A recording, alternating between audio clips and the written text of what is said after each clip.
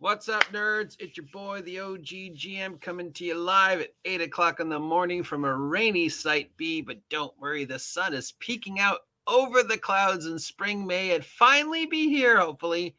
It is the 30th day of March 2023, and as you know, for the past week or so, we have been going through all the movies that come up when you type in fantasy films or films just like D&D or films to watch before you watch the D&D movie or just whatever, or just best sword and sorcery films.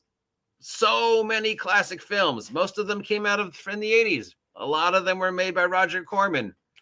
Some of them were influenced by D&D. D&D editions made in the 80s were influenced by them. A lot of people coming up in the industry, of course, had kids that were playing D&D or they were playing D&D, and it influenced some of these movies in the 80s. Will I continue this series after Saturday? Maybe, but not obviously as much as we've been doing, where we're doing 4 or 5 a day. But let's lightning round. Let's go through the list of every fantasy film made in the 80s. Which one of these have you seen? Which one of these are or are not D&D films? And we're going to skip ones like Xanadu because it's a fantasy film, but it's not a D. It has no connections with D&D. But it's, so this is the fantasy films from the 80s. So should have medieval fantasy, but okay. Hawk the Slayer, absolutely. Return of the King, yes. The Archer, Fugitive from the Empire. Am I one of the three people in the world who've seen it? It's technically the unofficial sequel to Hawk the Slayer. Is it a D&D movie? Absolutely. Clash of the Titans, absolutely. Dragon Slayer, yes, definitely. Excalibur, yes, definitely. Heavy Metal, of course it is. Time Bandits, not really. Meanwhile, I will mention if I've seen these movies. And so far, I have seen every movie we've mentioned. Along Unknown Paths, I never even heard of that. Ator, the Fighting Eagle, I've seen that. Sorceress, these are all, barbarian sword and sandal movies, so yes. The Beastmaster, absolutely, I've seen it. Conan the Barbarian, seen it, yes. The D&D movie. The Dark Crystal. If you ever wanted to run an all-gnome campaign, I would definitely use the Dark Crystal as a setting.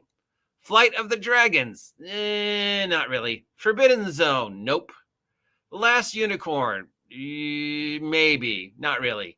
Secret of Nim, as much as I love Secret of Nim, I mean, it does take place in a dungeon. If you wanted to run a mouse, this is the Mouse Guard game. By the way, I've seen every one of these, including Forbidden Zone. Sword and the Sorcerer, absolutely. Conquest, I haven't seen this one. It's more of a post-Holocaust. The Dead Zone, no. Deathstalker, absolutely. Fire and Ice, absolutely. Hercules, I guess. It's got Lou Ferrigno in it. Hundra, never saw that one. Sure, it's sword and sorcery, boobs and barbarians, so yeah. Cole, absolutely. No. Have I seen that one? I think I've seen that one. Mary Poppins Goodbye. No, never seen that one. Sorceress. No. Thor the Conqueror, another classic Italian fantasy barbarian film. Definitely. Videodrome, I've seen that, not a D&D film. Your Hunter from the Future, seen that one. Kind of a D&D, no, really, it's more of a post-Holocaust Planet of the Apes ripoff. Zoo Warriors, I've seen that. Supernatural Kung Fu, not really. D&D movie. All of Me, nope. Ator, the Invincible, the sequel to Ator. I don't think I've seen that one, but I would say, yeah, falls is the same barbarian category. Caravan of Courage. Obviously, the Ewoks are the most D&D thing ever made. No. In the Company of Wolves, a great movie, but no. Conan the Destroyer, absolutely. A Fairy Tale of Wanderings. Nope, never seen it. Not a D&D film. Nope. Ghostbusters, nope. Gremlins, nope. Nausicaa, Valley of the Wind, post-Holocaust. Never-Ending Story. Sort of, because it's about a guy who escapes into a D&D/fantasy book, but, it's kind of disturbing, but, I could definitely be considered a D&D setting, but no. Roanna, the robber's daughter. Don't know that one. Sheena, no. Splash, no. Supergirl, no. Sword of the Valiant, another classic barbarian fantasy movie, King Arthur movie, sort of. The Tale of Tsar Sultan, no. Warrior and the Sorceress with David Carradine doing his version of Conan. Sort of, not really, kind of. It's a Conan ripoff. The Adventures of Hercules with Lou Ferrigno. Sort of. After the... Nope. No. Barbarian Queen, the unofficial sequel to Deathstalker by Roger Corman. Yes, I would guess so. The Black Cauldron, absolutely. Brazil, no. The Dungeon Master. It's really more of a horror than a fantasy. So, does have Gene Simmons in it, but no. Ewoks, The Battle for Endor. No. The Knight and the Dragon. It's more of a sci-fi film, maybe. Not really. Lady Hawk, absolutely. Legend, kind of. No. Purple Rose of Cairo, no. Return to Oz, that is a freaking nightmare. Red Sonja, is Red Sonja a D&D movie? In the fact that it's the same as Conan, but, you know. No. Wizards of the Lost Kingdom, I've seen that. It's awful. It is definitely influenced by D&D and fantasy and rips off so many other movies. So sort of. Asterix, no. Big Trouble in Little China, kind of. No, it's more of an urban arcane. Castle in the Sky, no. Dream Lovers, no. The Golden Child, no. The Highlander films, are there Highlander films D&D films? No. Labyrinth, yes, sort of. Momo, no. Peggy Sue Got Married, no. The Worst Witch, no. The Barbarians with the Barbarian Brothers, remember these guys? No, this was just a comedy. Battery, no.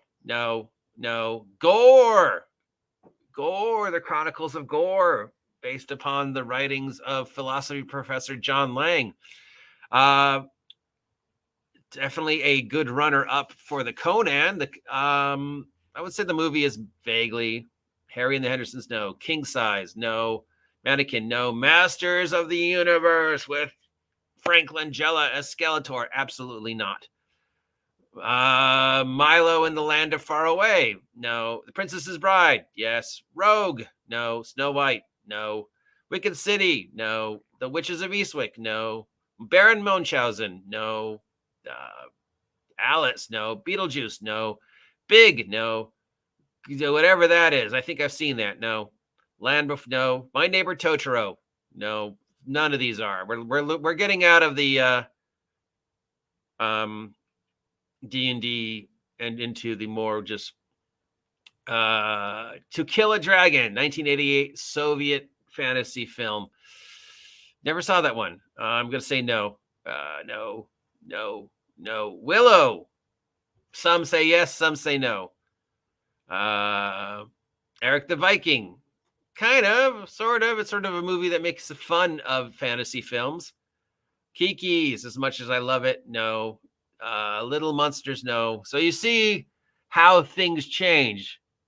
You know, up here we're making, let's get it over the weekend. Let's go out to a forest, get a couple people in vaguely medieval costumes and, film a really cheesy film. And just people were willing to try anything, especially around here. 1981 to like 1984.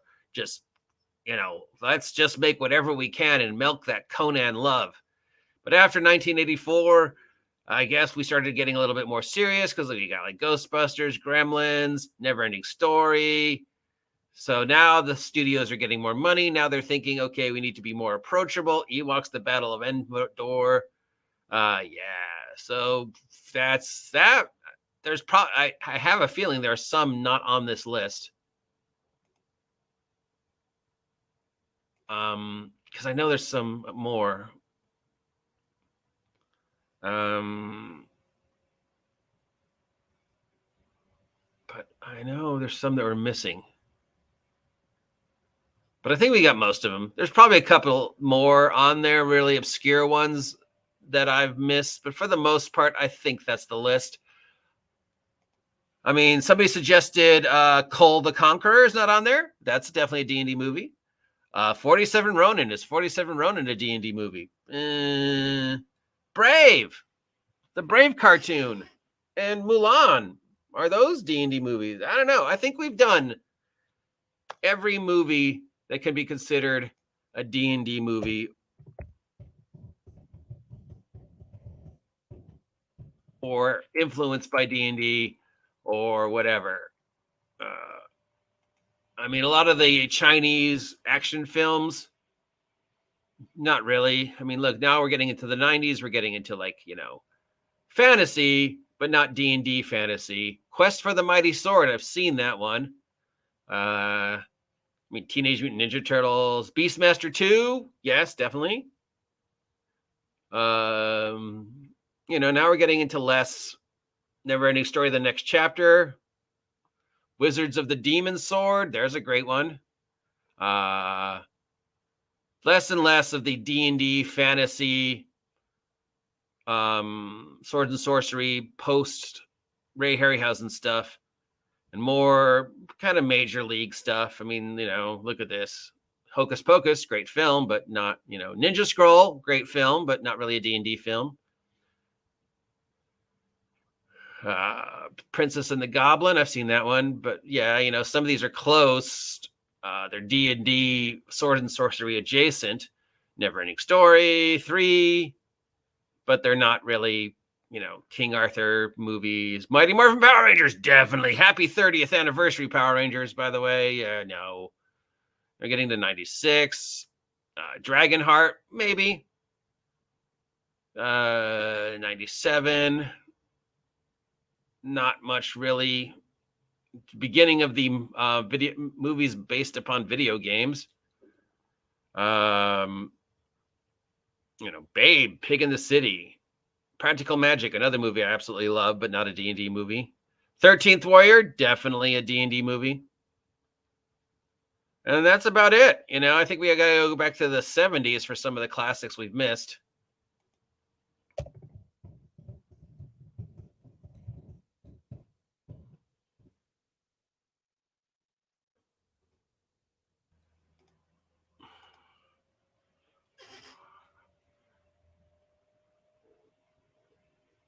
So I guess it's kind of trying to figure out where the whole thing started. I mean, Arabian Nights, or the Arabian Nights D&D stories, D&D movies.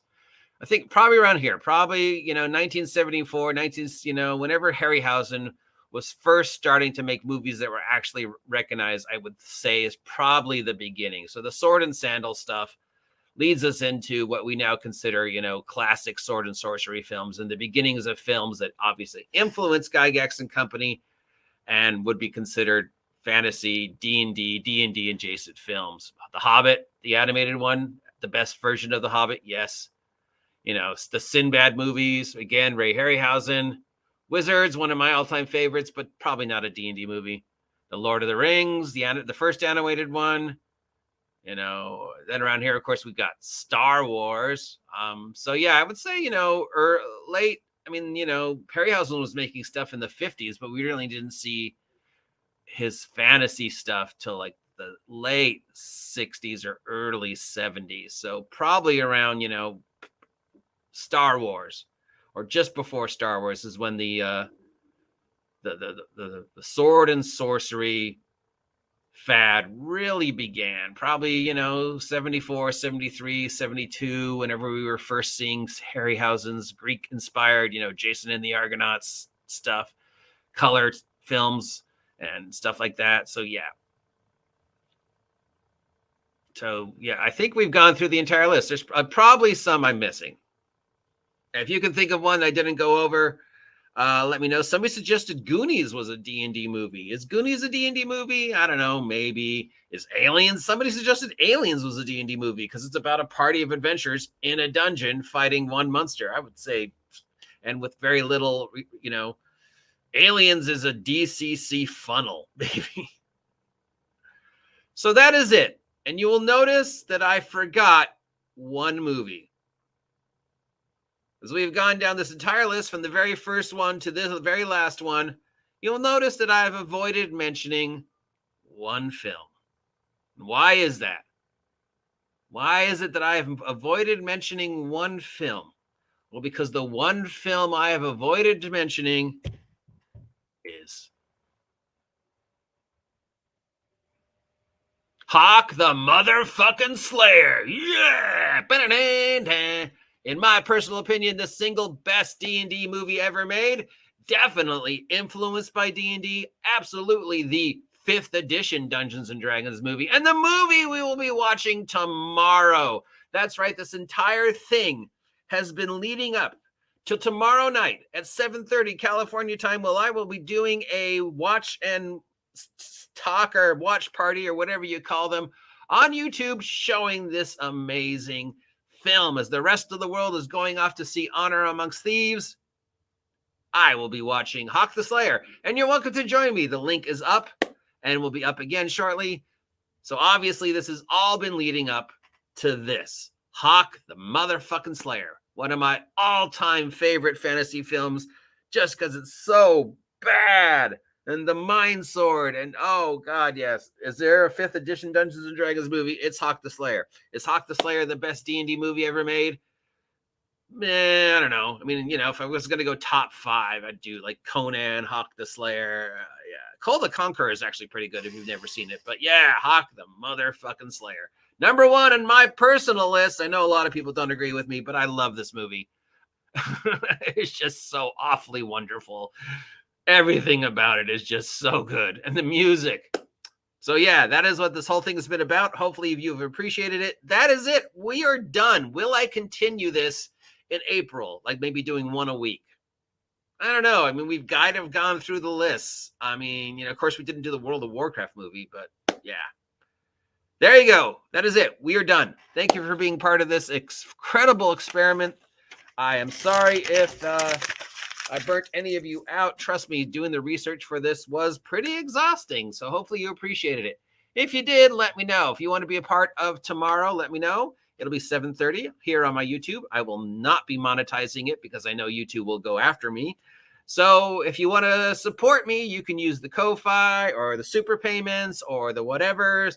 Or the best way, of course, to support me is to head on over to Big Geek Emporium as soon as it's back up and buy my merch. I have a brand new one about to go live on Big Geek Emporium. It's the 10th issue of Minions on a Mission. It is an anthology adventure. We're going to be talking about it in depth.